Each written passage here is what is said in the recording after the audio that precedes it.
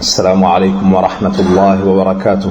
الحمد لله نحمده ونستعينه ونستغفره ونعوذ بالله من شرور أنفسنا ومن سيئات أعمالنا. من يهده الله فلا مضل له ومن يضلل فلا هادي له. وأشهد أن لا إله إلا الله وحده لا شريك له وأشهد أن محمدا عبده ورسوله. يا أيها الذين آمنوا اتقوا الله حق تقاته ولا تموتن إلا وأنتم مسلمون.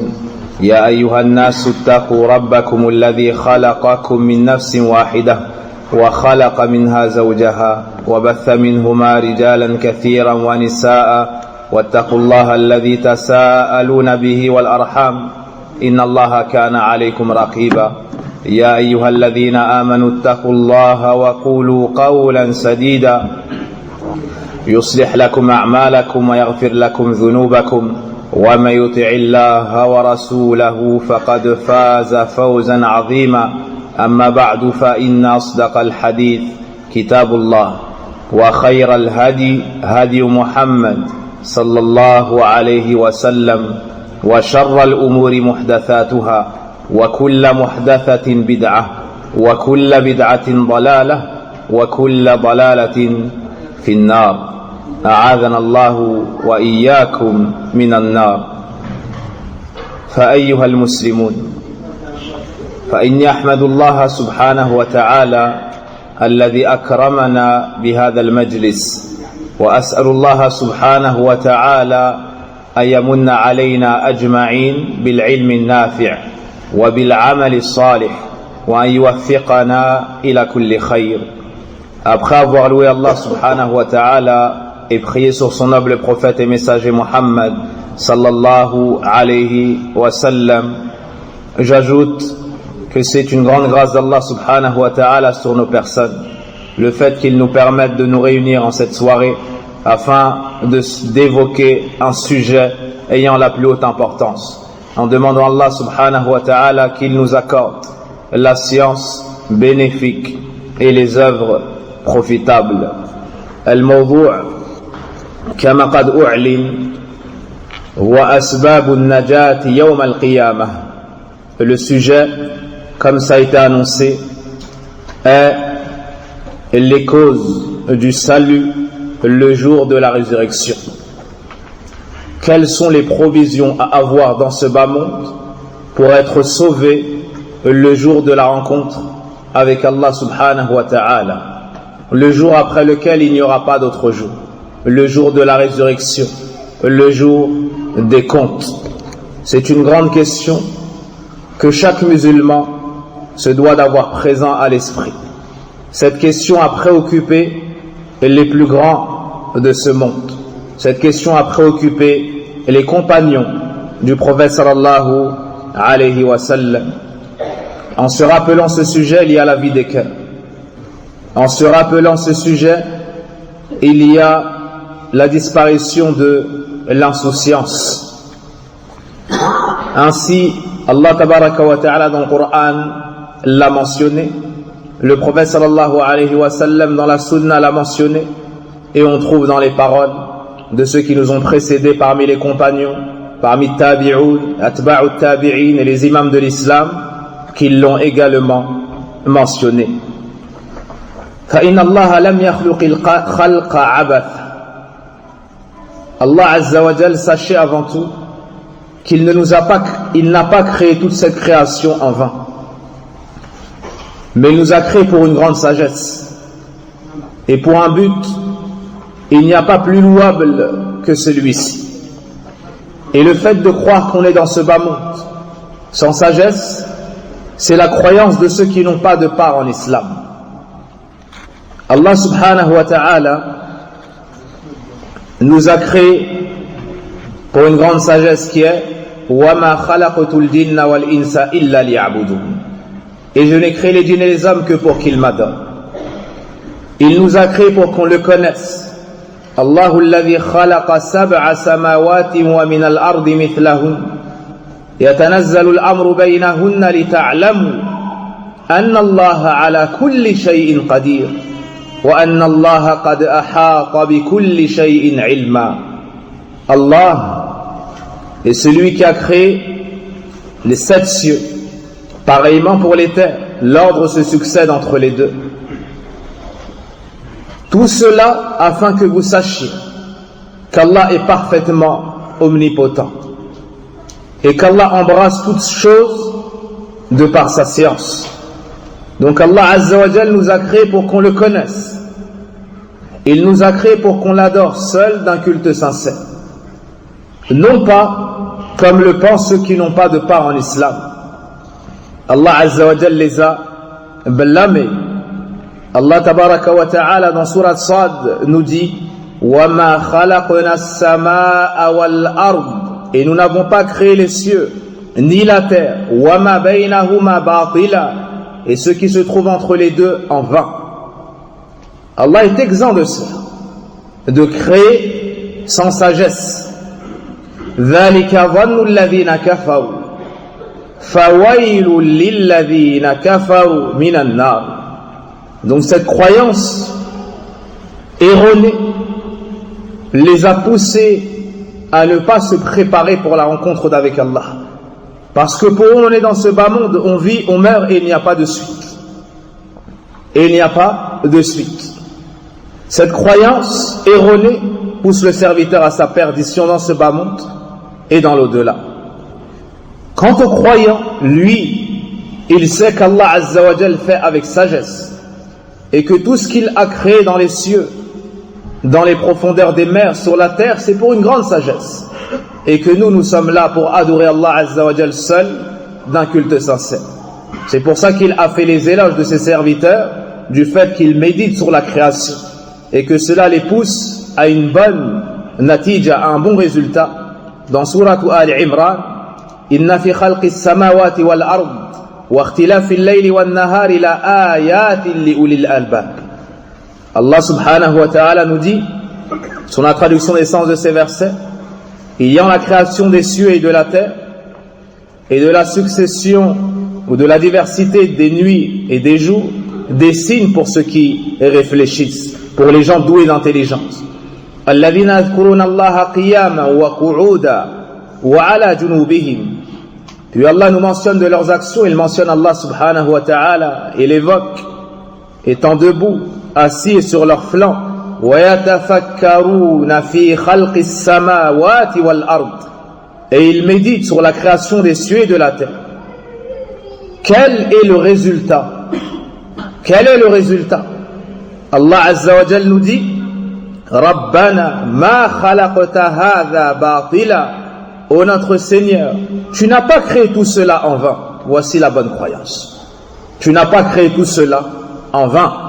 فَقِنَا عَذَابَ النَّارِ, prémunis-nous donc du châtiment de l'enfer. Le musulman sait qu'un jour il reviendra vers Allah et que dans ce bas monde il est sur une terre de passage. Ça c'est la croyance des gens de la foi. Ça c'est la croyance des gens de la foi. Et voici les actions qui en découlent: adorer Allah subhanahu wa ta'ala d'un culte sincère. Parmi les piliers de la foi, comme vous le savez tous, et ils sont nombre de 6, al-iman bil yawm al-akhir. Lorsque Jibril alayhi salam est venu voir le prophète alayhi salatu wassalam et qu'il lui a dit akhbirni anil iman, informez-moi au sujet de la foi, le prophète alayhi salatu wassalam lui a répondu al-iman an tu'mina billahi wa malaikatihi wa kutubihi wa rusulihi wal yawm al-akhir wa tu'mina bil qadari khayri wa sharrihi. La foi consiste à avoir foi en Allah, ses anges, ses livres, ses messagers, au jour dernier et au destin, qu'il soit favorable ou défavorable. Et ici notre sujet, c'est ce qui est relatif au 5e pilier de la foi au jour dernier. Parce qu'on ne restera pas éternellement dans ce bas monde. Il y a un jour où on retournera tous vers Allah subhanahu wa ta'ala. Allah nous dit dans le Coran فَحَسِبْتُمْ أَنَّمَا خَلَقْنَاكُمْ عَبَثًا وَأَنَّكُمْ إِلَيْنَا لَا تُرْجَعُونَ. Pensiez-vous que nous vous avions créé en vain et que vous ne reviendrez pas vers nous? Et que vous ne reviendrez pas vers nous? فَتَعَالَى اللَّهُ الْمَلِكُ الْحَقِّ. Allah est élevé au-dessus de cela. Allah subhanahu wa ta'ala est exempt de faire les choses sans sagesse. La ilaha illahu. Nulle divinité n'est réellement digne d'être adorée si ce n'est lui. Rabbul Arsh, le Seigneur du trône, Al-Karim, noble. Et celui qui médite sur ces versets verra que ce sont des paroles qui seront adressées aux gens de l'enfer alors qu'ils seront en enfer. Wal-'iyadhu billah. Donc de vivre dans ce bas monde sans penser à notre retour vers Allah, ça c'est la perdition.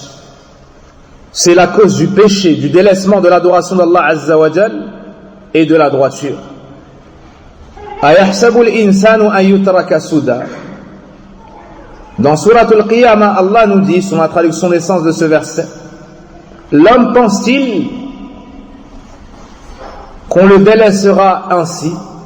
Dans le tafsir, tu trouves ay la yu'mar wa la yunha, c'est-à-dire il vit dans ce bas monde sans recevoir d'ordre ni d'interdit. Et d'autres parmi les exégètes du Coran ont dit ay la yarji' ilayna, c'est-à-dire qu'il vit dans ce bas monde sans jamais revenir vers Allah. Ibn Kathir rahimahullah ta'ala dans le tafsir nous dit et ces deux avis sont bons, et ces deux avis sont bons, ou une parole semblable. Donc ce sujet a la plus haute importance et les conséquences sont des plus graves. Celui qui revient chez Allah Azza wa Jal sans avoir préparé ses provisions et sans s'être apprêté à répondre à cette question sera dans un grand danger, car la foi au jour du jugement dernier, ou le jour du jugement dernier, c'est une vérité, et c'est un jour terrible, et c'est un jour où les gens seront ressuscités nus, pieds nus, non circoncis, dépouillés de toute richesse. Il regardera à sa droite, il ne verra rien si ce n'est ce qu'il a avancé. Il regardera à sa gauche, il ne trouvera rien si ce n'est ce qu'il a avancé. Il n'y aura pas deux chemins. Fariqun fil jannati wa fariqun fis sa'ir. Une partie entrera au paradis, qu'Allah nous joigne à eux. Et fariqun fis sa'ir, une partie entrera dans la fournaise, qu'Allah nous en préserve. Donc il y a ce retour au sujet duquel il n'y a aucun doute. Kullu nafsin dha'iqatul maut wa innama tuwaffawna ujurakum yawm al-qiyamah. Toute âme goûtera à la mort, et c'est le jour de la résurrection que vous recevrez pleinement vos comptes. Faman zuhziha 'anil nari wa udkhila al-jannata faqad faz. Celui donc qui aura échappé à l'enfer et entrera au paradis, voici celui qui récoltera l'énorme succès. Voici celui qui sera le grand gagnant. Après cette introduction, entrons dans notre sujet. Asbab al-najati yawm al-qiyamah. Quelles sont les causes pour ne pas périr le jour de la résurrection? Quelles sont les causes pour réussir yawm al-qiyamah? Voici la question qui a dérangé le cœur et les pensées des gens pieux avant nous. Uthman ibn Affan, ce noble compagnon du prophète alayhi salatu wassalam, comme le rapporte l'imam Ahmad, marchait un jour et il croisa Omar ibn al-Khattab radiyallahu anhu qui lui a dit assalamu alaykum, et Uthman ne lui a pas répondu. Et cela au temps du califat de Abu Bakr as-Siddiq radiyallahu anhu, après la mort du prophète alayhi salatu wassalam. Omar est parti trouver Abu Bakr et lui a dit: ne vois-tu pas comment agit envers moi mon frère? J'ai croisé Uthman, je l'ai salué et il ne m'a pas répondu. Alors tous deux sont allés voir Uthman et Abu Bakr lui a dit: oh Uthman, ton frère te croise, te salue et tu ne lui réponds pas. Il a dit Wallahi ma sha'artu bih. Par Allah, je n'ai même pas remarqué cela. Je n'ai pas remarqué, je ne me suis pas rendu compte qu'il m'a salué. Puis Abu Bakr a dit Sadaqa Uthman, faqad ashghalahu amrun azim. Abu Bakr a dit Uthman a dit la vérité, sans aucun doute. Il a été préoccupé par une chose très grave. Puis Uthman lui a dit certes. Et il lui a dit le messager d'Allah sallallahu alayhi wa sallam est décédé sans que je ne le questionne sur asbab najati hadha al-amr. À quoi est-ce qu'il pensait? Il a dit le messager d'Allah sallallahu alayhi wa sallam est mort sans que je ne le questionne sur les causes du salut de cette affaire. Puis Abu Bakr as-Siddiq radiallahu anhu lui a dit quant à moi je l'ai interrogé sur cela. Alors Uthman lui a dit bi abi anta wa ummi, je donnerai mon père et ma mère en rançon pour toi ya Abu Bakr. Tu es plus en droit à cela, informe-moi donc. Puis Abu Bakr radiallahu anhu a raconté le hadith lorsqu'il questionna le prophète sallallahu alayhi wa sallam. Laqad sa'altuhu an dhalik, assurément moi je l'ai questionné sur les causes du salut. Et il m'a dit, le prophète alayhi salatu wa sallam a répondu à Abu Bakr, man qabila minni, écoutez bien, celui qui accepte de moi al-kalima allati aradtuha ala ammi faraddaha, celui qui acceptera de moi la parole à laquelle j'ai invité mon oncle et qu'il a refusé, c'est-à-dire la ilaha illallah, faraddaha alay fahiya lahu najah, celui qui accepte de moi la parole que j'ai proposée, à laquelle j'ai invité mon oncle Abu Talib, celui qui accepte cette parole, celui qui prononce cette parole, celui qui a comme conviction cette parole et la prononce avec sa langue, fahiya lahu najah, elle sera pour lui un salut. Elle sera pour lui un salut. Cette qissa, cette histoire nous montre quoi? Que cette question-là, asbabun najat yawm al-qiyamah, était une question primordiale chez les compagnons. Et qu'elle les a préoccupés au plus haut point, à un point tel que ces trois-là, qui sont les meilleurs compagnons du prophète alayhi salatu wassalam, les meilleurs des hommes au monde, après les prophètes et messagers, ont eu cette discussion-là. Uthman est inscrit au paradis, Omar également et Abu Bakr également. Pourtant ils ont peur dans cette question. Abu Bakr a questionné le prophète sallam. Uthman n'entend pas le salam de Abu Bakr tellement il est préoccupé par les causes du salut Yawm al-Qiyamah. Donc ici on voit que les compagnons accordaient la plus grande place à cette question religieuse. S'il en est ainsi pour les meilleurs des hommes, ceux qui ont été témoins de la révélation et ont accompagné le prophète alayhi salatu wassalam dans sa mission, à plus forte raison nous, on doit chercher les causes pour être sauvés du feu de l'enfer le jour du jugement dernier et ne pas être humilié. La première cause, ikhwani al-kiram, tawhidullah rabbil alamin wa khaliqin nasi ajma'in. La première cause, ikhwani al-kiram, c'est l'unicité d'Allah, le Seigneur immense, le maître des mondes, le créateur de toutes choses. La najata illa bit tawhid. Il n'y a pas de salut le jour de la rencontre avec Allah si ce n'est avec le tawhid. Le tawhid asasun najah, asluha, ussuha, sababuha al-awwal, wa man faqadahu faqada an-najah.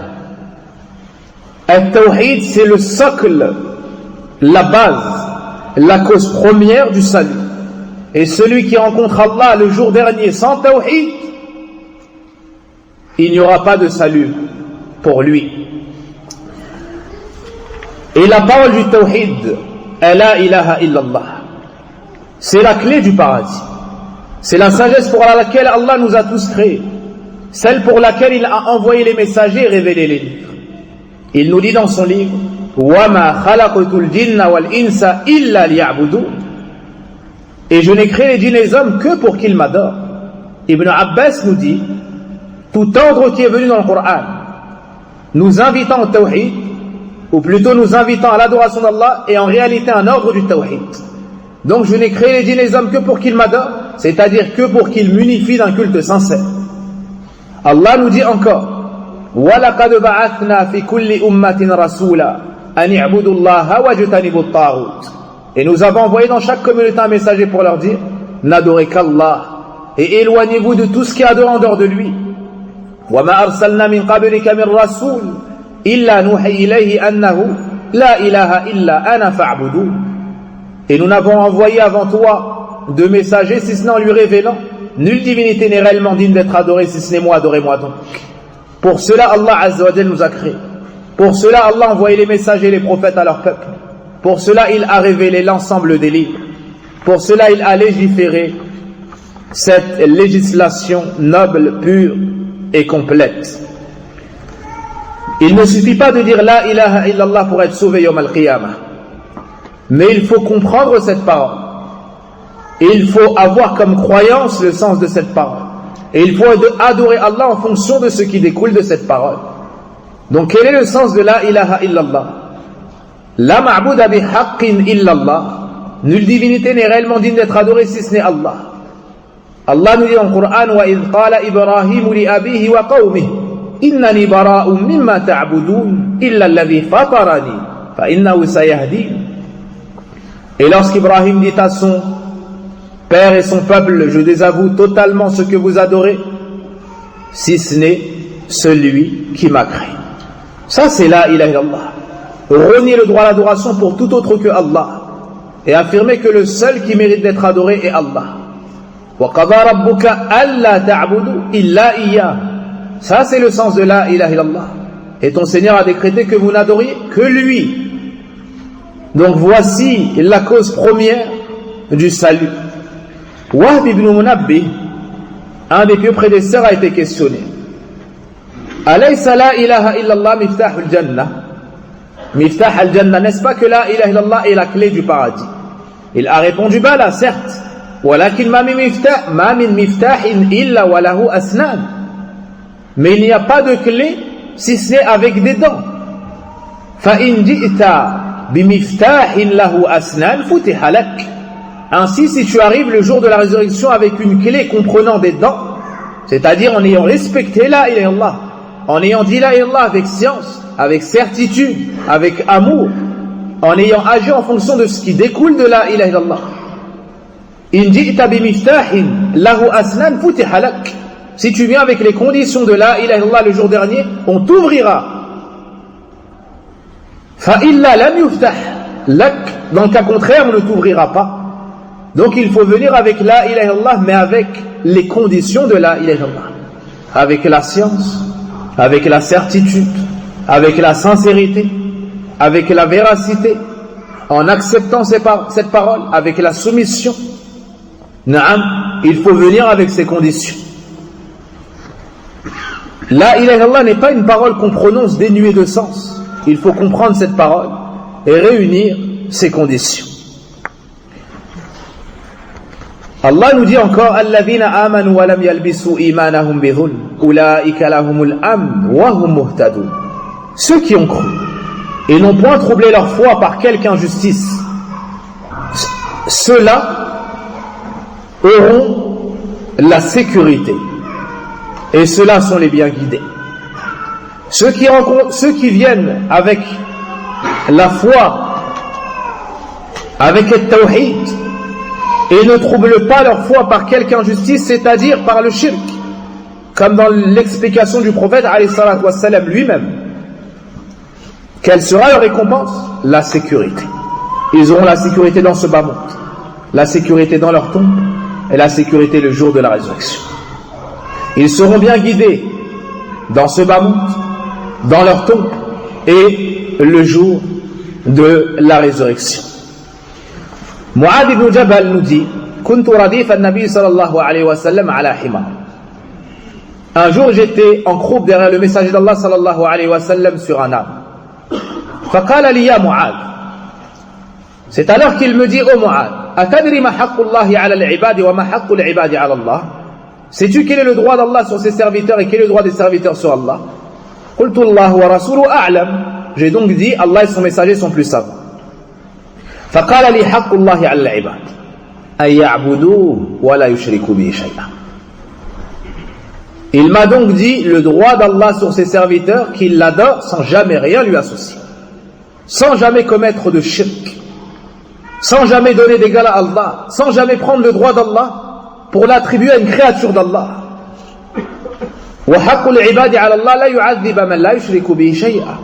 Et le droit des serviteurs sur Allah est qu'il ne châtiera jamais celui qui ne lui a jamais associé quoi que ce soit. Donc, pour être saint, pour être sauf le jour du jugement dernier, il faut s'éloigner du shirk et concrétiser at-tawhid en adorant Allah Azza wa Jal seul d'un culte sincère, en s'éloignant de toute forme de polythéisme. Ubadah ibn Samit radiyallahu anhu nous dit سمعت رسول الله صلى الله عليه وسلم يقول من شهد أن لا إله إلا الله وحده لا شريك له وأن محمدا عبده ورسوله وأن عيسى عبد الله ورسوله وكلمته ألقاها إلى مريم وروح منه والجنة حق والنار حق أدخله الله الجنة على ما كان من العمل.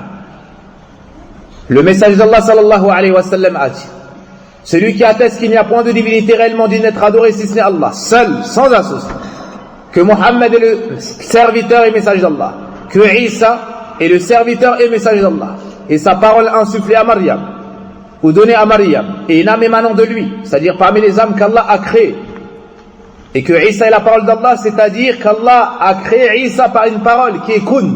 Non pas que Isa lui-même soit la parole d'Allah. La parole d'Allah, c'est un attribut d'Allah, incréé. Isa kalimatullah ay kana bi kalimatillah, kun. Il atteste également que le paradis est vérité, que l'enfer est vérité. Celui qui vient avec cette bonne croyance, avec le tawhid et ce qui en découle, adkhalahu Allahu al-jannah, Allah le fera entrer au paradis, quelles que soient ses œuvres. Dans l'autre explication, selon ses œuvres. Donc on voit que la bonne croyance est ce qui amène le salut le jour de la rencontre d'avec Allah Azza wa Jal. Ainsi on se doit d'étudier la bonne croyance, on se doit d'avoir cette bonne croyance, on se doit d'agir en fonction de cette bonne croyance, on se doit d'enseigner, de propager cette bonne croyance avant toute autre chose, car sans la bonne croyance il n'y a pas de salut Yawm al-Qiyamah. Celui qui arrive chez Allah avec une mauvaise croyance, Allah n'accepte pas de lui, Allah annule ses œuvres, Allah lui interdit l'entrée au paradis s'il ne vient pas avec le tawhid. Allah nous dit dans le Coran, Inna Allah la yaghfiru an yushraka bih wa yaghfiru ma duna dhalika liman yasha. Certes, Allah ne pardonne pas qu'on lui donne quelque associé que ce soit. Il pardonne pas al-shirk. En dessous de cela, il pardonne à qui il veut. Allah nous dit également, وَلَقَدْ أُوحِيَ إِلَيْكَ وَإِلَى الَّذِينَ مِنْ قَبْلِكَ لَئِنْ أَشْرَكْتَ لَيَحْبَطَنَّ عَمَلُكَ وَلَتَكُونَنَّ مِنَ الْخَاسِرِينَ. Il t'a été révélé à toi, ô messager d'Allah, ainsi qu'à ceux qui t'ont précédé parmi les prophètes et messagers.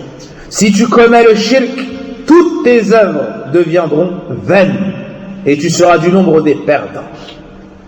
Un shirk, Allah ne le pardonne pas. Un shirk annule toutes les œuvres.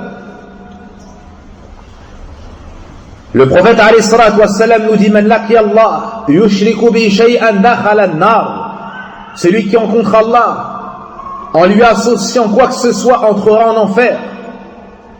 Abdullah ibn Mas'ud nous dit قال النبي صلى الله عليه وسلم كلمة وقلت أخرى.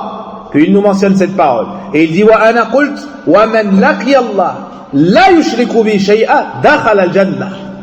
Et celui qui rencontre Allah sans jamais rien lui avoir associé entrera au paradis. Le salut vient avec le tawhid. La perte, la perdition et l'humiliation vient avec le shirk et la mauvaise croyance. Celui donc qui rencontre Allah Azza wa Jal préservé du shirk obtiendra le salut. s'il s'est éloigné également des grands péchés et n'est pas resté constamment dans les péchés, il entrera au paradis directement. Par contre, s'il rencontre Allah avec des grands péchés desquels il ne s'est pas repenti, alors il sera sous la volonté d'Allah. Si Allah veut, il le punira un temps déterminé en enfer, puis il l'en sortira pour entrer au paradis éternellement. Donc soit il obtiendra le salut absolu, soit il obtiendra la part du salut. Soit il obtiendra le salut absolu, complet, total, soit il obtiendra sa part de salut. Imma najat al-mutlaq, imma mutlaq al-najat. Mais sahib al-tawhid, la yakhluda fi an-nar. Celui qui rencontre Allah avec le tawhid, il a l'assurance absolue de ne jamais s'éterniser en enfer. Ça, c'est la hasana uzma, c'est la clé du paradis. Quant à ceux qui rencontreront Allah sans tawhid, écoutez ce que dit Allah à leur sujet.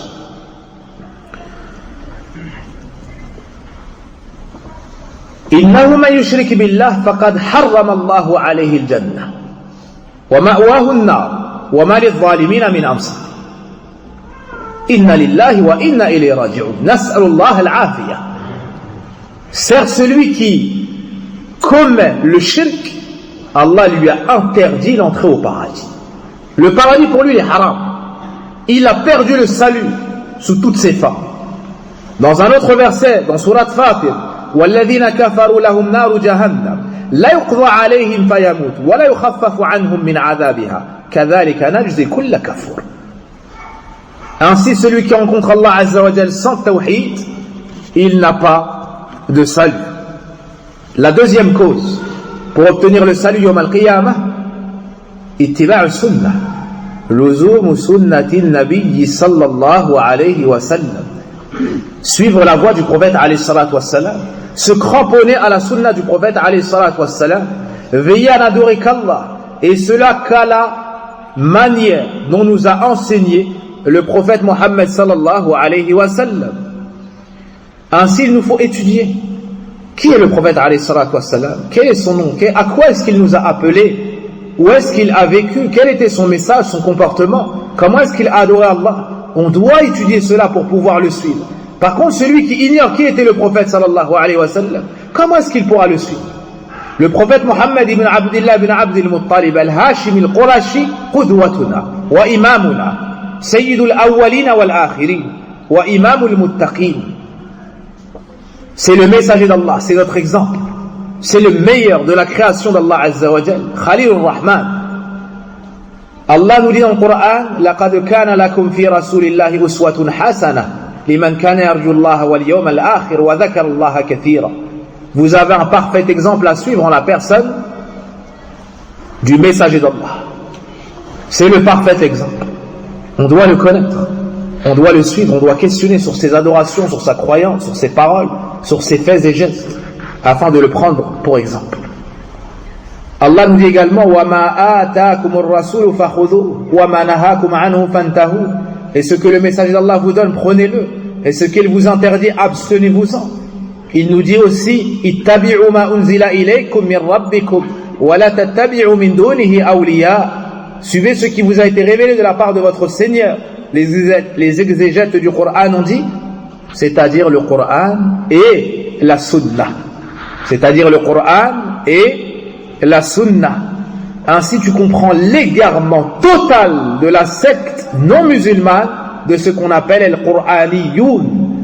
Ce sont des gens qui prétendent qu'ils sont musulmans et que leur islam c'est que ce qu'il y a dans le Coran et qu'ils jettent derrière leur dos la sunna du prophète alayhi salatu wassalam.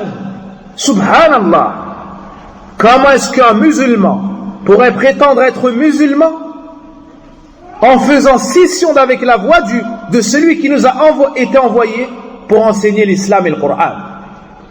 Il est menteur dans cette prétention, celui qui dit qu'il est musulman, en prenant que ce qu'il y a dans le Coran et en jetant derrière son dos la sunna du prophète alayhi salatu wassalam. Comment est-ce qu'il pourrait en être ainsi alors que dans le Coran, Allah nous ordonne de suivre le prophète sallallahu alayhi wa sallam et qu'il y a dans la sunna des choses qu'il n'y a pas dans le Coran de manière directe, comme la description de la salat et des horaires de salat et comme l'interdiction de certaines choses qui n'ont pas été mentionnées dans le Coran, et comme certains jugements qui n'ont pas été mentionnés dans la Sunna. L'islam, c'est le Coran et la Sunna. Ni la Sunna sans le Coran, ni le Coran sans la Sunna. Et celui qui dit qu'il suit le Coran, assurément il suivra la Sunna. Parce que dans le Coran, on nous invite, on nous ordonne à plusieurs reprises de suivre la Sunna. Plus encore, Allah menace dans le Coran celui qui s'éloigne de la Sunna. Celui qui s'éloigne de la Sunna. فَلْيَحْذَرِ الَّذِينَ يُخَالِفُونَ عَنْ أَمْرِهِ أَنْ تُصِيبَهُمْ فِتْنَةٌ أَوْ يُصِيبَهُمْ عَذَابٌ أَلِيمٌ. Que prennent garde ceux qui contredisent son ordre d'être touchés par des troubles ou par un châtiment douloureux. وَمَنْ يُشَاقِقِ الرَّسُولِ. Et celui qui fait scission d'avec le messager. وَمَنْ يُشَاقِقِ الرَّسُولَ مِنْ بَعْدِ مَا تَبَيَّنَ لَهُ الْهُدَى وَيَتَّبِعْ غَيْرَ سَبِيلِ الْمُؤْمِنِينَ نُوَلِّهِ مَا تَوَلَّى وَنُصْلِهِ جَهَنَّمَ وَسَاءَتْ مَصِيرًا. Et celui qui fait scission d'avec la voix du messager, après que les preuves évidentes lui aient été exposées, et suit un autre chemin que le chemin des croyants, des compagnons, on l'abandonnera à ce qu'il a choisi. Sa demeure sera l'enfer, sa finalité sera l'enfer, et quelle mauvaise destination. Donc celui qui cherche le salut, il doit s'accrocher à la sunna après l'avoir étudié. Dans le hadith de l'Irbad ibn Sariya, il dit وعظنا رسول الله موعظة وجلت منها القلوب وذرفت منها العيون فقلنا يا رسول الله كأن موعظة مودع فأوصنا قال أوصيكم بتقوى الله والسمع والطاعة وإن تأمر عليكم عبد فإنه من يعش منكم فسيرى اختلافا كثيرا فعليكم بسنتي. Un jour, le messager d'Allah sallallahu alayhi wa sallam nous a exhorté d'une exhortation telle qu'elle fit bouger les cœurs, couler les larmes. Nous lui dîmes, ô messager d'Allah, ceci ressemble à une exhortation d'adieu, un rappel de quelqu'un qui fait ses adieux. Fais-nous donc des recommandations. Il nous dit, je vous recommande la piété, la crainte d'Allah, d'écouter et d'obéir, c'est-à-dire à vos dirigeants. Certes, celui qui vivra parmi vous verra de nombreuses divergences. Accrochez-vous donc à ma sunna. C'est-à-dire, quel est le remède? Accrochez-vous donc à ma sunna. Ça, c'est le remède. Fa'alaykum bi sunnati. Wa sunnati al-khulafa'i ar-rashidin. Ainsi qu'à la sunna des califes bien guidés. Abu Bakr, Omar, Othman et Ali. Addu alayha bin nawajiz. Mordez-y à pleines dents avec vos mollets. Wa iyyakum. Et attention, éloignez-vous des innovations. وإياكم ومحدثات الأمور فإن كل محدثة بدعة وكل بدعة ضلالة. Car toute nouveauté est innovation, toute nouveauté religieuse, toute nouveauté est innovation, et toute innovation est égarement. وكل ضلالة في النار. Donc on doit s'accrocher à la sunna et on doit s'éloigner de l'innovation et de ce qu'ont apporté les gens comme nouveauté dans la religion d'Allah Azza wa Jal, comme exagération, comme égarement, car l'islam est complet. Le prophète sallam n'est pas mort si ce n'est après qu'Allah Azza wa Jal ait complété cette religion. اليوم أكملت لكم دينكم وأتممت عليكم نعمتي ورضيت لكم الإسلام دينا. Le jour de Arafah, durant le pèlerinage d'adieu, le prophète alayhi salatu wassalam a mentionné ce verset aux compagnons. Il nous enseigne que l'islam est complet, qu'Allah a complété pour nous cette religion, accompli sur nous son bienfait et agréé comme religion l'islam. L'imam Malik rahimahullah ta'ala disait As-sunnatu ka safinati Nuh. La sunna est semblable à l'arche de Noé. Man rakibaha naja. Celui qui monte sera sauvé. Wa man tarakaha ghariq. Et celui qui la délaisse, la sunna, se noie. Comme ce fut le cas entre ceux qui ont suivi Nuh et ceux qui ne l'ont pas suivi. Il n'y a pas de salut si ce n'est avec le tawhid et le sunnah. Et cela est le premier pilier de l'islam. Al-shahadatu lillah bil-wahdaniyya wa bil-wahdaniyya wa li-nabiyyihi bil-risala. C'est la cause première du salut. Et sans sunna, Allah n'accepte pas nos œuvres. من عمل عملا ليس عليه أمرنا فهو رد أي مردود على صاحبه. Celui qui fait une action sans qu'elle soit en conformité avec notre ordre, c'est-à-dire avec l'islam, son action sera rejetée. Et Ibn Mas'ud disait اقتصاد في السنة خير من اجتهاد في بدعة. Faire peu mais en conformité avec la sunna est meilleur que de faire beaucoup mais en contradiction avec la sunna, c'est-à-dire dans l'innovation. La troisième cause du salut, ikhwani al-kiram, taqwallahi azza wa jal, le fait de craindre Allah, le fait d'obéir à Allah et son messager, le fait de faire ce qu'Allah nous a commandé et de s'éloigner de sa désobéissance, et cela avec science. Et Allah azza wa jal nous dit dans le Coran, wa man yuti'i Allah wa ar-rasul, celui qui et quiconque obéit à Allah et à son messager, wa yakhsha Allah wa yattaqhi, et qui craint Allah et se prémunit de lui, فَأُولَٰئِكَ هُمُ الْفَائِزُونَ. Voici ceux qui obtiendront la réussite. Ceux qui obtiendront la réussite. Donc pour obtenir la réussite et le salut au al-Qiyamah, il faut at-taqwa. Il faut la piété. Dans un autre verset, Allah nous dit Ala inna awliya Allah la khawfun alayhim wa la hum yahzanun. Allah Azza wa Jalla nous mentionne dans le Coran que les awliya d'Allah, ceux qui sont proches et rapprochés, ceux qui sont rapprochés de lui et ses bien-aimés, ne seront pas sujets à la peur ni à la tristesse. Qui sont-ils? Allah nous les décrit ensuite. Alladhina amanu wa kanu yattaqun.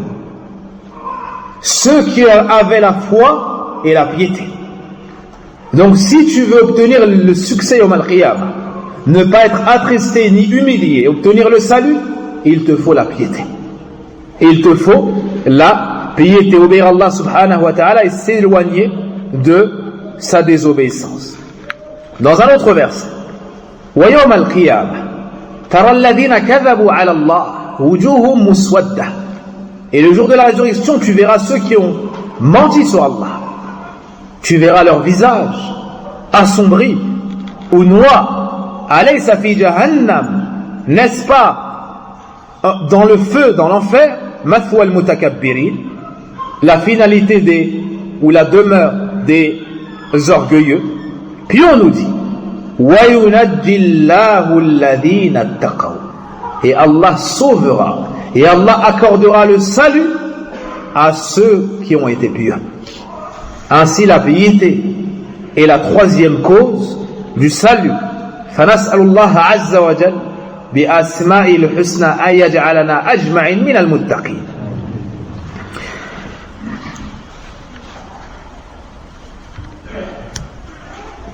La quatrième cause pour obtenir le salut yawm al-qiyamah, حفظ اللسان. حفظ اللسان وما أدراك ما خطر اللسان. Le fait de préserver sa langue, le fait de retenir sa langue de toute mauvaise parole. Wa inna alaykum lahafidhin kiraman katibin. Allah Azza wa Jalla nous informe dans le Coran ma yalfidhu min qawlin illa ladayhi raqibun atid. Il ne prononce pas une parole sans qu'il ait un scribe prêt à l'inscrire. Tout ce qu'on dit, comme bien et comme mal, c'est inscrit par les anges. Et Yom al-Qiyamah, on nous remet nos feuillets, comprenant tout ce qu'on a fait dans ce bas monde. Il n'y a pas une parole qu'on prononce sans qu'elle ne soit consignée. Sans qu'elle ne soit consignée. Uqba ibn Amir a questionné le prophète alayhi salatu wassalam. Ya Rasulallah, man najah. Encore une fois un compagnon qui a peur de la comparaison avec Allah yawm al-Qiyamah et qui questionne sur les causes du salut. Ô messager d'Allah, comment obtenir le salut? Dans quoi se trouve le salut, ô messager d'Allah? Qala an-nabiy sallallahu alayhi wa sallam, amsik alayka lisanak. Il lui a dit retiens ta langue, wal yas'ak baytuk, et que ta maison te suffise, Wabki ala khati'atik. Et pleure pour tes fautes, pour tes péchés. 3 recommandations du prophète alayhi salatu wassalam pour obtenir le salut. La première, retiens ta langue. La deuxième, reste chez toi, particulièrement en temps de trouble et de fitna. La troisième, pleure pour tes fautes et tes péchés. Pleure pour tes fautes et tes péchés. Premièrement, retenir sa langue. Le prophète alayhi salatu wassalam, comme dans le hadith de Abdullah ibn Amr ibn al-As ou bien de Amr ibn al-As, qala man samata naja, celui qui observe le silence sera sauvé. As-samt ablar min as-sukut. As-samt hifdhu al-lisan ma'a al-qudrati 'ala al-kalam. As-samt, c'est plus fort que le simple fait de se taire. As-samt, c'est retenir sa langue malgré la capacité à s'exprimer. Mais volontairement, il retient sa langue. Il maîtrise sa langue. Il est maître de sa langue. Quand c'est du bien, il le dit. Quand c'est du mal, il se retient. Le prophète alayhi salatu wassalam nous a donné une grande règle. Man kana yu'minu billah wal yawmil akhir falyaqul khayran aw liyasmut. Celui qui croit en Allah et au jour dernier, qu'il dise du bien ou qu'il se taise. Cette affaire ne sort pas de 3 cas. Le premier cas, c'est du bien, tu sais que c'est du bien. Dis-le. C'est des hasanat. Le deuxième cas, c'est du mal et tu sais que c'est du mal. Usmut, retiens ta langue. Empêche ta langue de s'exprimer. Parce que c'est du haram. Le troisième cas, umur al-mushtabihat. Ce sont des choses qui sont équivoques. D'un point de vue, tu te dirais, c'est du bien. D'un autre, tu te dis, c'est du mal. La règle, وَمَنِ اتَّقَى الشُّبُهَاتِ فَقَدْ اسْتَبْرَأَ لِدِينِهِ وَعِرْضِهِ. Celui qui s'abstient des choses équivoques aura préservé sa religion et son honneur. Donc tu retiens également ta langue dans ce cas-là. Tu retiens également ta langue dans ce cas-là. Le prophète alayhi salatu wassalam nous a longuement exposé la dangerosité de la langue. Il nous dit dans un hadith, وَإِنَّ الرَّجُلَ لَا يَتَكَلَّمُ بِالْكَلِمَةِ لَا يُلْقِي لَهَا بَالًا تَهْوِي بِهِ فِي النَّارِ أبعد مما بين المشرق والمغرب. Dans l'autre hadith, يكتب الله له سخطه إلى يوم القيامة. Et certes, la personne parle, elle dit une parole sans y prêter attention, sans voir qu'elle est grave. À cause de cette parole, il va dans les profondeurs de l'enfer 70 automnes. Dans l'autre hadith, d'une durée plus éloignée que ce qu'il y a entre l'Est et l'Ouest. Dans l'autre hadith, Allah lui inscrit sa colère jusqu'au jour de la résurrection, à cause d'une parole. Il n'a pas fait attention, il n'a pas surveillé sa langue, il n'a pas pensé aux dégâts des mots, il a parlé selon ses passions, selon sa colère. À cause d'une seule de ces paroles-là, il est inscrit dans la colère d'Allah jusqu'à Yawm al-Qiyamah. À cause de cette simple parole, il va en enfer 70 automnes. Qu'Allah nous en préserve. Celui qui ne veut pas tomber dans ce péché, il doit surveiller sa langue, il doit réfléchir avant de parler, il doit apprendre à se taire. Certains parmi les pieux prédécesseurs disaient, pendant 20 ans, j'ai appris le silence. C'est-à-dire c'est un entraînement pour retenir sa langue.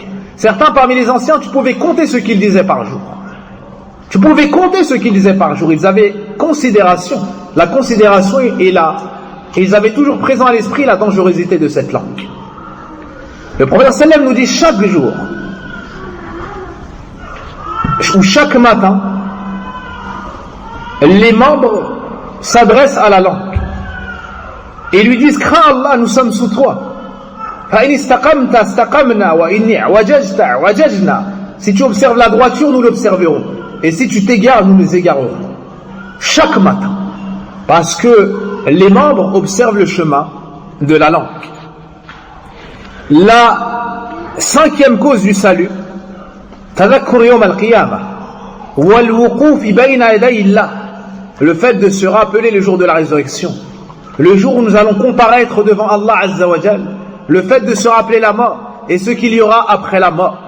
Ya ayyuhalladhina amanu ittaqullah wal tanzur nafsum ma qaddamat lighad wattaqullah innallaha khabirun bima ta'malun. Ô vous qui avez cru, craignez Allah, et que chaque âme regarde ce qu'elle a avancé pour demain, c'est-à-dire pour le jour de la résurrection, mais il est tellement proche qu'on l'a appelé demain, comme a expliqué Ibn Sa'di rahimahullah ta'ala. Et craignez Allah, et certes Allah est parfaitement informé de ce que vous faites. La yastawi ashabul jannati wa ashabun nar. Ne sont pas égaux les gens du paradis et les gens de l'enfer. Ashabul jannati humul faizun. Les gens du paradis, ce sont eux qui seront les grands gagnants. Ce sont eux qui seront les grands gagnants. Donc le fait de penser au jour dernier, le fait de se préparer pour la rencontre avec Allah, c'est une grande cause du salut. Ça va te pousser au repentir, ça va te pousser au regret, ça va te pousser à préserver les obligations, à délaisser les interdictions. Ainsi tu obtiendras le salut Yawm al-Qiyamah. Ça va te pousser à t'excuser parce que tu auras peur du jour des comptes. Tu auras peur de trouver ton frère devant toi qui va prendre tes hasanats. Le prophète alayhi salatu wa salam nous dit: dédommager dans ce bas monde avant qu'il soit trop tard. Si tu as fait du mal à quelqu'un, demande pardon dans ce bas monde. Si tu as pris une chose, rends-lui dans ce bas monde avant que tu ne puisses plus le faire. Comment ça se passera Yawm al-Qiyamah? Le prophète alayhi salatu wa salam a dit: ceux que tu as opprimés vont venir et ils vont prendre tes hasanats pour se rembourser. Et s'il n'a plus de hasanat, que vont-ils faire? Ils vont se décharger de leurs péchés sur lui jusqu'à ce qu'il tombe en enfer, qu'Allah nous en préserve. Donc se rappeler ce jour-là a le plus grand bénéfice quant à la droiture de l'homme dans ce bas monde et le salut dans l'au-delà. وَمَا أَدْرَاكَ مَا يَوْمُ الدِّينِ ثُمَّ مَا أَدْرَاكَ مَا يَوْمُ الدِّينِ. On doit se rappeler le jour dernier. On doit se rappeler que c'est le jour des comptes. On doit savoir qu'Allah a tout su de nous et que même le contenu des cœurs sera dévoilé. وَحُصِّلَ مَا فِي الصُّدُورِ. Le contenu même des cœurs sera dévoilé. أَحْصَاهُ اللَّهُ وَنَسُوهُ. Allah a tout enregistré, eux, ils ont oublié. وَقِفُوهُمْ إِنَّهُمْ مَسْئُولُونَ. Arrêtez-les, ils seront questionnés. Yawm al-Qiyamah, c'est le jour des comptes, c'est le jour du jugement dernier, c'est également le jour de la grande perte. Yawm al-Tarabun. On doit se rappeler ce jour, on ne doit pas en être distrait. Observez que les gens qui recevront leur livre de la main droite, la première chose qu'ils vont faire, retourner à leurs proches et leur dire: Ha'um uqra'u kitabiyya inni dhanantu anni mulaqin hisabiyya. Les gens du paradis, les gens de la droite, les gens qui vont recevoir leur livre de la main droite, vont se précipiter vers leurs proches et leur dire: regardez, lisez mon livre. J'étais sûr que j'allais recevoir mes comptes, ma rétribution. C'est-à-dire cette croyance au jour dernier, cette préparation pour la rencontre avec Allah, c'est la cause de leur salut. C'est la cause de leur salut. Ainsi, ils reçoivent leur livre de la main droite. On doit étudier les étapes du jour dernier en détail. On doit se rappeler ces moments et souvent avoir présent à l'esprit que ce bas monde, c'est un couloir, c'est un lieu de passage, c'est une terre fertile, on sème et on récolte le jour de la résurrection. On doit savoir qu'on va être ressuscité. C'est le ba'th. Ensuite, on sera rassemblés sur une seule et même place. C'est al-nushur. On sera nus, pieds nus non circoncis, le soleil sera rabaissé au-dessus des têtes. Les gens vont suer, certains à hauteur des chevilles, d'autres des genoux, d'autres des hanches, d'autres des épaules, d'autres du cou, d'autres vont être noyés dans leur sueur, proportionnellement au péché qu'ils faisaient dans ce bas monde. Et là, il y aura une ombre, l'ombre du trône d'Allah Azza wa Jal. Et sous cette ombre, il y aura des catégories de personnes qui obtiendront le salut. Parmi ces gens-là, le gouverneur qui était juste. Parmi ces gens-là, un jeune qui a grandi dans l'adoration d'Allah. Parmi ces gens-là, un homme chaste qu'une femme belle et de haute noblesse appelle au péché et lui dit: j'ai peur d'Allah. Parmi ces gens-là, celui qui fait une sadaqa avec sa main d'une manière tellement sincère que l'autre main ne sait même pas ce qu'a donné sa main en aumône. Parmi ces gens-là, deux personnes qui se sont rencontrées pour Allah, se sont aimées en lui et se sont séparées pour lui. Ils ont en commun muraqabatullah. Ce sont des gens qui ont eu peur d'Allah. Ce sont des gens qui sentaient la surveillance d'Allah sur eux. Ce sont des gens, parmi eux il y a également celui qui prêtait de l'argent aux gens et lorsqu'il les voyait dans la difficulté, Ou non, il repoussait l'échéance. Mon frère, je m'excuse, je te dois 100 €, mais je suis dans la difficulté ce mois-ci. Il dit, c'est pas grave, Akhi. Qu'Allah te facilite, qu'Allah t'enrichisse. Tu me donnes le mois prochain, Inch'Allah. Ou bien, mon frère, je t'efface 50 €, tu me dois plus que 50 €. Ou bien, je t'efface les 100 €. Le prophète sallam nous dit, celui qui repousse l'échéance de l'endetté, ou lui efface sa dette, adallahu Allahu fi dhilli. Allah le mettra sous son ombre, c'est-à-dire l'ombre du trône, le jour où il n'y aura pas d'autre ombre si ce n'est celle-là. Si ce n'est celle-là. Et il y a encore d'autres catégories qui ont été mentionnées dans des hadiths. Donc on doit étudier ce qui se passera ce jour-là. Le jugement, le bassin, les comptes, la remise des feuillets, la traversée du sirat, la porte du paradis, al-qantara, et ainsi de suite. On doit étudier les différentes étapes du jour dernier. C'est une des plus grandes causes pour obtenir le salut. Yawm al-Qiyamah. À cet effet, Hassan al-Basri a rencontré un homme, ou plutôt al-Fudayl ibn Iyad, et il lui a dit, Kam madaita min umrik? Kam amdaita min umrik? Quel âge as-tu? Il lui a dit 60 sana, 60 ans. Il lui a dit, Ama alimta annaka ala tariq wa qad awshakta an tablugha nihayata? Ne sais-tu pas qu'en réalité tu es sur un chemin et il s'en faut de peu pour que tu atteignes sa fin? C'est-à-dire tu vas bientôt mourir. Alors l'homme a dit, Inna lillahi wa inna ilayhi raji'un. C'est Allah que nous appartenons et vers lui que se fera notre retour. Et il lui a dit, Wa tafqahu ma'ana. Il lui a dit, cette parole-là, tu la comprends? Et il lui a dit, Wa ma ma'ana. Et il lui a dit, c'est quoi son sens? Il lui a dit, Inna lillah, ana lillahi abd. C'est Allah que nous appartenons, c'est-à-dire nous sommes les servants d'Allah, les serviteurs d'Allah. Wa inna ilayhi raji'un, c'est-à-dire que viendra un jour où tu vas revenir vers lui. Et sache que si tu reviendras vers Allah, et il en est ainsi, sache qu'Allah va t'interroger. Sache qu'Allah va t'interroger. Donc prépare dès maintenant les bonnes réponses. Et il lui a dit, Man najah. Man najah, comment m'en sortir? 60 ans dans les péchés, et comment m'en sortir? Et il lui a dit, Malhila, comment m'en sortir? Il lui a dit, Ahsin fima baqi yughfar lak ma mada. Allahu Akbar. Il lui a dit, comporte-toi bien pour le reste de pour ce qu'il te reste à vivre. Allah te pardonnera ce qui est passé. Subhanallah. Repens-toi pour le passé et observe la droiture pour ce qu'il te reste à vivre. Allah Azza wa Jal te pardonnera tout et tu réussiras. Par contre, ne reste pas dans le mal et le péché. Sinon Allah va te punir pour le passé et pour ce qu'il te reste à vivre. Oh, combien nous avons besoin de nous rappeler la mort et les différentes étapes de l'au-delà. La 6e cause du salut, kathratu du'a wal lujuu ila Allah Azza wa Jal, c'est de faire beaucoup de du'a. Parce qu'il n'y a pas de salut si ce n'est entre les mains d'Allah. Il n'y a pas de réussite si ce n'est grâce à Allah subhanahu wa ta'ala. Wa qala rabbukum ud'uuni astajib lakum. Et votre Seigneur dit, invoquez-moi, je vous exaucerai. Donc on doit demander à Allah Azza wa Jal. Et lorsque l'Abbas, oncle du prophète alayhi salatu wa salam, a dit, Ya Rasulallah, allimni du'a'an, enseigne-moi une du'a, il lui a dit, Salillah al-afiyah, demande à Allah le salut. Et il lui a dit, Ya Rasulallah, ajoute-moi. Et il lui a dit, Salillah al-afiyah.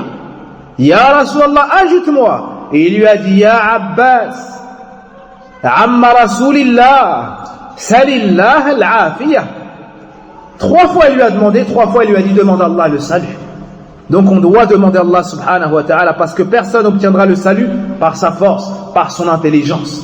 Ne vois-tu pas qu'Allah Azza wa Jal nous dit, Walaw la fadlullahi wa rahmatuh, nous c'était grâce à Allah et sa miséricorde, lattaba'tumu shaytana illa qalila. Tout le monde aurait suivi le diable si c'était une minorité parmi eux. Ne vois-tu pas qu'Allah nous dit dans le Coran, Walaw la fadlullahi wa rahmatuh ma zaka minkum min ahad, nous c'était grâce à Allah et sa miséricorde, personne parmi vous aurait obtenu la pureté. Walakin Allah yuzakki man yasha, mais c'est plutôt Allah qui purifie qui il veut. Et dans l'autre verset, Walakin Allah habbaba ilaykumul iman mais c'est plutôt Allah qui vous a fait aimer la foi. وَزَيَّنَهُ فِي قُلُوبِكُمْ, et l'a embelli dans vos cœurs. وَكَرَّهَ إِلَيْكُمُ الْكُفْرَ وَالْفُسُوقَ وَالْعِصْيَانَ, et il vous a fait détester la mécréance, la perversion et l'isyan. أُولَئِكَ هُمُ الرَّاشِدُونَ, voici les gens de la droiture. فَضْلًا مِنَ اللَّهِ وَنِعْمَةً, une grâce de la part d'Allah et un bienfait. Wallahu alimun hakim, et Allah est savant et sage. Et parmi les invocations qu'on trouve dans le Coran, wala tukhzini yawma yub'athun, et ne m'humilie pas le jour de la résurrection. Donc ad-du'a. La 7e cause pour obtenir le salut yawm al-qiyamah, kathratul istighfar, beaucoup demander pardon à Allah pour nos péchés, parce que les fautes, les péchés sont un fardeau sur le dos du serviteur qui le plonge en enfer si Allah ne le préserve pas. Donc plus la personne demande pardon à Allah Azza wa Jal, plus elle est proche du salut le jour du jugement dernier. Allah nous dit dans le Coran, وَمَا كَانَ اللَّهُ لِيُعَذِّبَهُمْ وَأَنْتَ فِيهِمْ, et Allah ne va pas les châtier alors que tu es parmi eux. Puis il nous dit وَمَا كَانَ اللَّهُ مُعَذِّبَهُمْ وَهُمْ يَسْتَغْفِرُونَ, et Allah ne va pas les châtier alors qu'ils demandent pardon. Certains parmi les savants disaient, nous avions 2 portes ouvertes vers le salut. Il y en a une qui a été fermée, il nous en reste une. Les 2 portes, c'est la présence du prophète alayhi salatu wassalam dans la communauté, et la deuxième, c'est l'istighfar. La première a été fermée. Il nous reste quoi? L'istighfar. L'istighfar, c'est le fait de demander à Allah qu'il couvre tes fautes, qu'il te les pardonne, te les efface, et te prémunisse des effets néfastes du péché, parce que le péché, il détruit la personne. Il noircit le visage, assombrit le cœur, affaiblit le corps, diminue sa subsistance. Il amène la solitude entre le serviteur et lui-même. Il amène les problèmes dans sa vie. Il l'éloigne d'Allah Azza wa Jal. Il lui amène des soucis et tristesses. Et encore beaucoup d'effets. Revenez au Coran et à la Sunnah et lisez par la suite le livre d'Ibn al-Qayyim ad-Da' wa ad-Dawa, dans lequel, dans de nombreuses pages, il nous mentionne les effets des péchés. Dans le hadith de Anas ibn Malik, le hadith Qudusi, on trouve que le prophète alayhi salatu wassalam a dit, Allah a dit, Ya ibn Adam, innaka ma da'awtani wa rajawtani ghafartu laka ala ma kana mink wa la ubali.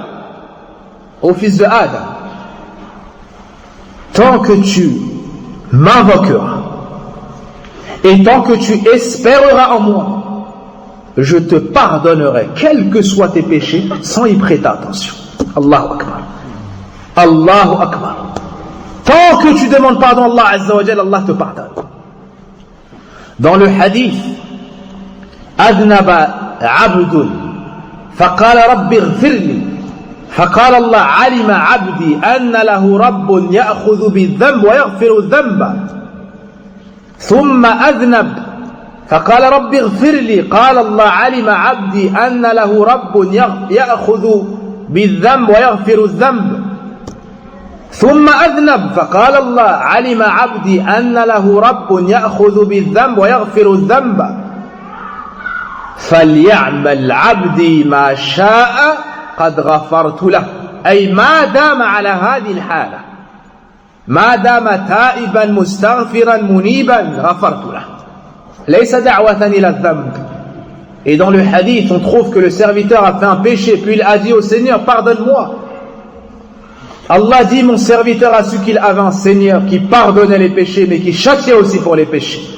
Puis le serviteur refait un péché, Allah redit la même chose. Puis il refait un péché, Allah redit la même chose et dit, mon serviteur a su qu'il avait un Seigneur qui prenait, qui saisissait pour les péchés, mais qui pardonnait aussi les péchés. Je lui ai pardonné qu'il fasse ce qu'il veut. C'est-à-dire, tant qu'il a peur de moi, se repent, fait l'effort, je lui pardonne. Ça ne veut pas dire qu'on peut faire des péchés, non. Ça veut dire qu'on doit faire beaucoup d'istighfar et qu'on doit faire attention. Et que sans l'istighfar, c'est le serviteur périt, qu'Allah nous en préserve. Et le prophète a dit, Touba liman wajada fi sahifati yawm al-qiyamah kathrat istighfar. Bonne nouvelle à celui qui trouvera le jour de la résurrection beaucoup de demandes de pardon. Ainsi le serviteur sait qu'il a beaucoup de péchés. Il doit se repentir, il doit demander pardon à Allah Azza wa Jal. Et celui qui se repent, Allah Azza wa Jal lui efface tout. Il ne doit pas dire j'ai trop de péchés ou c'est trop grand. Non, il n'y a pas trop grand chez Allah pour qu'il pardonne. Il n'y a pas trop de péchés pour qu'Allah pardonne. Allah Azza wa Jal c'est le Ghafour, le Ghaffar, c'est le Tawwab, c'est le Rahim. Allah est le grand accueillant au repentir. C'est celui qui met dans les cœurs des serviteurs l'envie de se repentir, qui les guide vers le repentir, c'est lui qui leur fait détester le péché. Puis il accepte cela d'eux. قل يا عبادي الذين أسرفوا على أنفسهم لا تقنطوا من رحمة الله إن الله يغفر الذنوب جميعا إنه هو الغفور الرحيم. Dis ô vous mes serviteurs qui avez commis des excès à votre propre détriment, ne désespérez pas de la miséricorde d'Allah. Certes, Allah pardonne tous les péchés. C'est lui le grand pardonneur, l'accueillant au repentir. Ou plutôt, c'est lui le grand pardonneur, le très miséricordieux. La 9e cause pour obtenir le salut, talabul ilmi shar'i, c'est le fait d'étudier la science religieuse, la science du Coran et de la Sunna. Inda ahli sunnati wal jama'a, auprès des gens de la Sunna. Parce que celui qui ne connaît pas, comment est-ce qu'il va emprunter le chemin du salut? Et comment est-ce qu'il va s'éloigner du chemin de la perdition? Donc on doit apprendre la science, parce que la science c'est une lumière. وَكَذَلِكَ أَوْحَيْنَا إِلَيْكَ رُوحًا مِّنْ أَمْرِنَا مَا كُنْتَ تَدْرِي مَا الْكِتَابُ وَلَا الْإِيمَانُ وَلَكِنْ جَعَلْنَاهُ نُورًا نَهْدِي بِهِ مَن نَشَاءُ مِنْ عِبَادِنَا. Et c'est ainsi que nous t'avons révélé une âme émanant de nous. Tu ne savais pas ce qu'était le livre ni la foi, mais nous t'avons assigné cette lumière ou une lumière par laquelle nous guidons qui nous voulons parmi nos serviteurs. La science c'est une lumière. Avec cette science, Allah Azza wa Jal guide ses serviteurs. Man salaka tariqan yaltamisu fihi ilman sahhala Allahu lahu bihi tariqan ila al-jannah. Celui qui emprunte un chemin à la recherche de la science, par ce chemin-là, Allah lui facilitera un chemin vers le paradis. Man yuridillahu bihi khayran yufaqihu fi din. Celui à qui Allah veut du bien, il l'instruit dans la religion. La 10e cause, mujalasatu salihin, le fait de prendre de bonnes fréquentations, le fait de fréquenter les gens bien, parce que les mauvaises fréquentations amènent au péché. Les mauvaises fréquentations engrainent vers la désobéissance d'Allah Azza wa Jalla et ont une mauvaise influence sur le serviteur. Ne vois-tu pas Yawm al-Qiyamah comment des gens vont regretter ces mauvaises fréquentations? Allah Azza wa Jalla nous dit wa yawma ya'addu adh-dhalimu 'ala yadayhi, le jour où l'injuste se mordra les doigts, subhanallah, il se mordra les mains tellement il regrettera ces mauvaises fréquentations. Yaqulu ya laytani ittakhadhtu ma'a ar-rasul sabila, j'aurais tant aimé avoir suivi le chemin du messager. Ya waylata laytani lam attakhidh fulanan khalila, malheur à moi, j'aurais tant aimé ne pas avoir pris un tel en ami proche. Mais c'est trop tard. C'est trop tard. Il a pris des mauvaises fréquentations, il s'en mord les mains yawm al-qiyamah. Il regrette. Laqad adallani 'ani dhikr, il m'a certes éloigné du rappel ba'da ijja'ani wa kana ash-shaytan lil-insani khadhula. Donc on doit s'éloigner des mauvaises fréquentations pour ne pas se retrouver dans la même situation que ses serviteurs. 9e, al-hadar min al-adoui al-khafi, al-adoui al-akbar al-shaytan. Ya ayyuhalladhina amanu la tattabi'u khutuwati al-shaytan. Dans l'autre verse, madha innahu lakum adu, inna ash-shaytana lakum adu fattakhidhu aduwa. Al-shaytan c'est notre ennemi. On ne doit pas le prendre en allié, on ne doit pas accepter sa waswasa, ses insufflations. On doit s'éloigner du shaitan et on doit apprendre à le connaître pour se prémunir de ses stratèges. Et il n'y a pas un qui a plus d'expérience que shaitan. De l'époque de Adam jusqu'à la nôtre, il a étudié Ibn Adam pour savoir comment l'égarer. Donc on doit s'en prémunir, on doit chercher refuge auprès d'Allah Azza wa Jal.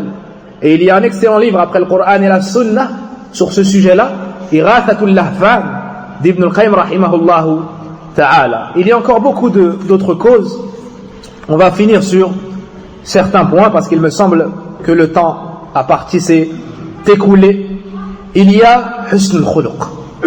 Une des causes pour être sauvé Yawm al-Qiyamah, il y a le fait d'avoir un bon comportement. Le fait d'avoir un bon comportement. Le prophète sallam, lorsqu'il est arrivé à Médine, les compagnons nous disent la première chose qu'on a entendue de lui: Ayyuhan nas, afshu salam, répandez le salam, wa at'imu ta'am, et nourrissez les gens, wa sallu bil layli wan nas niyam, et priez dans la nuit alors que les gens dorment. Tadkhulul jannata bisalam, vous entrerez au paradis en sécurité. Vous entrerez au paradis en sécurité.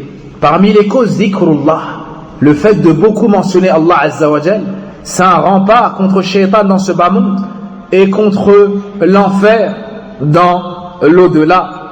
Mu'ad ibn Jabal nous dit que le messager d'Allah sallallahu alayhi wa sallam a dit: et le fils de Adam ne fait pas une action qui le sauve plus du châtiment dans l'au-delà que le rappel d'Allah. Que le rappel d'Allah. Et pour finir, al-khawfu min Allah, le fait d'avoir peur d'Allah subhanahu wa ta'ala. Car le prophète sallallahu alayhi wa sallam nous dit dans le hadith: wa izzat, qala Allahu azza wa jalla, wa izzati wa jalali la ajma'u li'abdi bayna khawfayn wa la amnayn fa in aminani fi ad-dunya akhaftuhu yawm al-qiyamah yawma yakhafu an-nas aw yakhafu an-nas wa in khafani fi ad-dunya amantu yawma yakhafu an-nas. Le prophète alayhi salatu wa salam nous dit, Allah dit: par ma puissance, wa izzati la ajma'u ala abdi khawfayn wa la amnayn, je n'unirai jamais sur mon serviteur entre deux peurs ni de sécurité. Fa in khafani fi dunya amantu yawm al-qiyamah, s'il a peur de moi dans ce bas monde, je lui accorderai la sécurité le jour de la résurrection. Wa in aminani fi dunya akhaftu yawm al-qiyamah, et s'il se sent à l'abri dans ce bas monde, alors je l'effraierai le jour de la résurrection. فنسأل الله سبحانه وتعالى بمنه وكرمه أن ينجينا أجمعين يوم القيامة ويوفقنا وإياكم لكل خير. اللهم ربنا آتنا في الدنيا حسنة وفي الآخرة حسنة وقنا عذاب النار. اللهم إنا نسألك الهدى والتقى والعفاف والغنى. اللهم اغفر لنا ذنوبنا وكفر عنا سيئاتنا وتوفنا مع الأبرار. وصل اللهم وبارك على نبينا محمد وعلى آله وصحبه أجمعين. سبحانك اللهم وبحمدك أشهد أن لا إله إلا أنت أستغفرك وأتوب إليك والحمد لله رب العالمين. Et je n'oublie pas, après avoir remercié Allah subhanahu wa ta'ala, de remercier ceux qui ont été la cause de cette assise. Jazakumullahu khayra. الإمام هل يبقى دقيقة؟ هل بقي دقيقة؟ يؤذن ثم تمام. Après l'adhan, je mentionnerai un hadith, incha'Allah ta'ala. Un magnifique hadith de Abdullah ibn Amr radiallahu anhuma en relation directe avec notre sujet. C'est le hadith de l'Bitaqa. Le prophète alayhi salatu wassalam nous dit qu'on amènera un homme de la communauté le jour de la résurrection et on lui déploiera 99 feuillets, chacun de ces feuillets à portée de vue, c'est-à-dire des feuillets remplis d'actions, remplis de péchés. Un seul de ces feuillets remplira l'horizon. On lui exposera cela et on lui dira: est-ce que tu renies une chose mentionnée ici? Il aura peur, il dira non au Seigneur. On lui dira: est-ce que les scribes t'ont opprimé dans quoi que ce soit? Il dira non au Seigneur et sera pris de peur. Puis on lui dira: est-ce que tu as une hasana? Parce qu'il y aura la pesée. des bonnes et des mauvaises actions. Il aura peur, il dira non.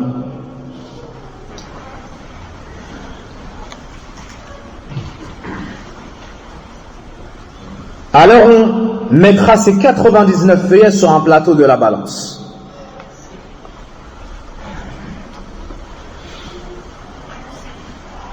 Et le plateau des péchés s'alourdira et penchera. ففي رواية أحمد رحمه الله فيبعث به إلى النار. Alors on l'enverra vers l'enfer. Subhanallah. On l'enverra vers l'enfer. قال فإذا أدبر به إذا صائح يصيح من عند الرحمن. Il y a eu la pesée, les 99 feuillets de péché ont été alourdis, alors on ordonne de l'envoyer vers l'enfer. Alors qu'on le prend et qu'on l'emmène vers l'enfer, c'est alors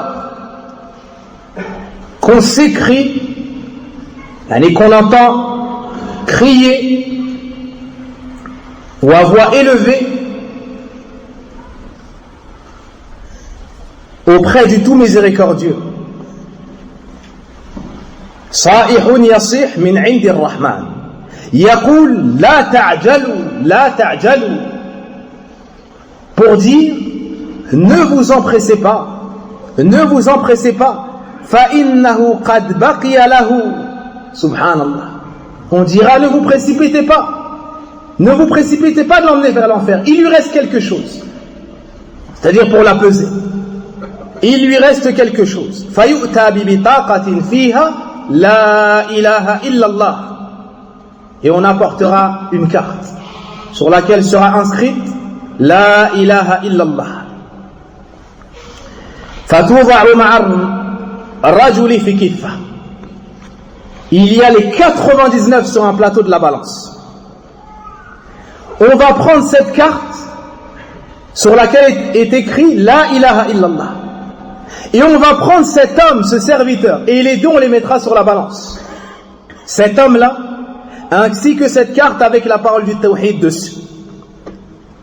Hatta yamila bihi al-mizan. Le prophète alayhi salatu wa salam nous dit, et il fera contrepoids. C'est-à-dire, cet homme-là, et la bitaqa, la carte sur laquelle sera écrit La ilaha illallah, sera plus lourd que ces 99 feuillets remplis de péchés. Dans l'autre version, fatashatil bitaqa wa mada fatashatis sijillat wa thaqulatil bitaqa wa la yathqulu ma'a ismillahi shay. هذا والحمد لله رب العالمين.